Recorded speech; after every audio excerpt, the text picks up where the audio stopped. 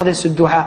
Ce verset, il est ajib, il est extraordinaire. Et malheureusement, nous les jeunes, Wallahi, illa man rahim Allah, sauf ceux à qui Allah Azza wa Jalla fait miséricorde, beaucoup d'entre nous, on est négligents avec nos parents. Et je dis beaucoup d'entre nous, les pratiquants, beaucoup d'entre nous, les jeunes, qui sommes soi-disant attachés à la sunna, qui faisons des efforts pour nous attacher à la religion, beaucoup d'entre nous, Wallahi, notre comportement, il a été influencé par la vie en Occident, et Wallahi, notre comportement, à bien des égards, il est loin du comportement qu'Allah Azza wa Jalla nous a demandé.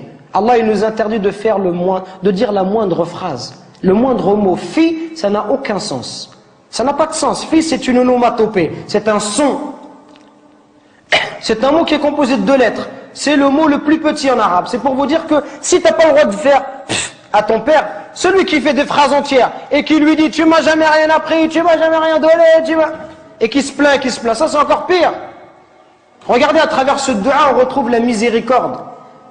Ceux qui bénéficient, qui doivent bénéficier de notre bon comportement et de notre miséricorde, ce sont nos parents en premier, notre père et notre mère.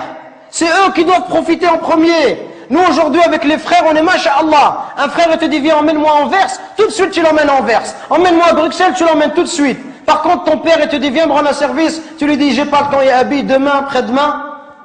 On n'est pas disponible pour nos parents, subhanallah. Regardez ce dua. Oh Allah, fais leur miséricorde comme ils m'ont élevé tout petit, subhanallah. Quand tu auras des enfants, tu vas comprendre, subhanallah. Quand ton fils il pleure la nuit, les parents ils dorment pas, peuvent pas dormir, subhanallah. Au moindre bruit de l'enfant, ils se réveillent. Les parents ils sont capables de se priver pour donner à leurs enfants. Ton père, combien de nos parents ils se sont levés, subhanallah, à 5h du matin, à 4h du matin, ils ont fait même 2 travails, exprès pour pouvoir nous donner ce qu'eux ils n'ont pas reçu, exprès pour nous acheter des chaussures Nike ou nous acheter de la marque, pour nous donner ce qu'eux ils n'ont pas connu dans leur enfance, eux qui sont venus à 13 ans ou 14 ans en France. Et nous, subhanallah, on n'est même pas capable de leur rendre tout ça. On doit être miséricordieux avec nos parents.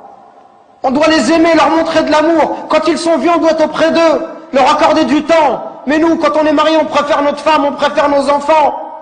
Même le point où certains, si sa femme va se disputer avec ses parents, il va toujours prendre le parti de sa femme, subhanallah. Il va faire des cadeaux à sa femme, mais jamais à sa mère. Il va emmener sa femme, il va jamais emmener sa mère. Pourquoi est-ce qu'on est comme ça? Parce que notre cœur, il est devenu dur. Al-Hassan al-Basri, rahimahullah, le jour où sa mère, elle est décédée, il pleurait. On lui dit, ya Hassan, t'es un imam et tu pleures. Comment est-ce que tu peux pleurer? Il dit, je ne pleure pas parce qu'ils sont décédés, je pleure parce qu'une des portes du paradis est fermée. Et c'est la même chose qu'on doit se dire. Et Wallah, c'est ce que je suis en train de me dire moi-même.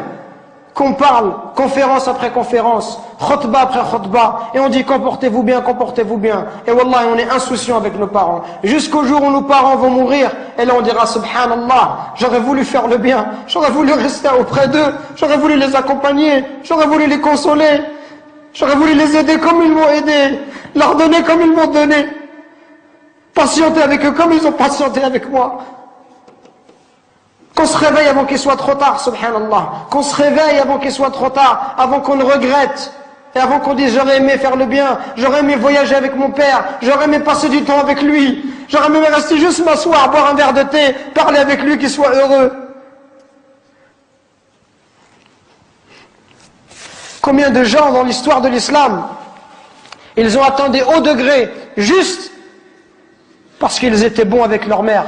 Uwais al-Qarani, considérés comme les meilleurs des tabi'in. Le prophète alayhi salatu wassalam, il disait à Abu Bakr et à Omar, si vous voyez Uwais, une personne qui s'appelle Uwais, allez le voir et demandez-lui de demander pardon à Allah pour vous. Regardez, subhanallah. Si vous voyez Uwais, allez le voir et demandez, dites-lui que le prophète alayhi salatu wassalam lui passe le salam. Dites-lui que le prophète lui passe le salam et demandez-lui d'invoquer Allah pour vous, qu'il demande à Allah de vous pardonner. Omar, toute sa vie, il l'a cherché. Wallahi, toute sa vie, Omar ibn Khattab, il a cherché Uwais al-Qarani. Il l'a vu à la fin de son califat, quelques années avant de mourir. Quand il l'a vu, il l'a trouvé. L'histoire, elle est longue. Il lui dit, est-ce que c'est toi, Uwais? Uwais lui dit, non, qu'est-ce que tu me veux? T'es qui? Il dit, moi, je suis Omar ibn Khattab. Il dit, qu'est-ce qu'il y a? Et il lui dit, le prophète, il m'a dit tout cela, tout cela. Ouais, il commence à pleurer. Il lui dit, pourquoi il a dit ça? Qu'est-ce que j'ai fait? Et il lui dit, le prophète, il nous a dit, Si on te voit que tu demandes pardon à Allah, et que tu avais la peste et que tu as été guéri, excepté la taille d'une pièce dans ton dos, parce que tu avais une mère et que tu as été bon envers elle. Uwais al-Qarani, à l'époque du prophète, il était croyant. Il n'est pas parti voir le prophète, il ne s'est pas déplacé. Pourquoi? Parce qu'il avait une mère, il ne voulait pas l'abandonner. Il voulait rester avec sa mère.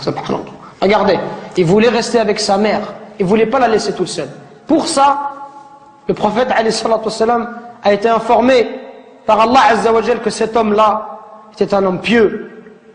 Et Omar, il est parti le voir et il lui a dit, et Uwais lui a dit, moi je vais demander pardon pour toi. Toi tu es Omar ibn Khattab, je vais demander pardon à Allah pour toi. Il lui dit, oui tu demanderas pardon à Allah pour moi. Pour vous montrer la valeur des parents. Parce qu'il passe du temps. Aujourd'hui combien de temps se passe? Peut-être qu'on ne va pas voir nos parents. Peut-être qu'une semaine, 2 semaines, on ne va pas voir nos parents. On leur passe même pas un coup de fil, subhanallah. Alors que nos amis, tous les jours, on les a au téléphone.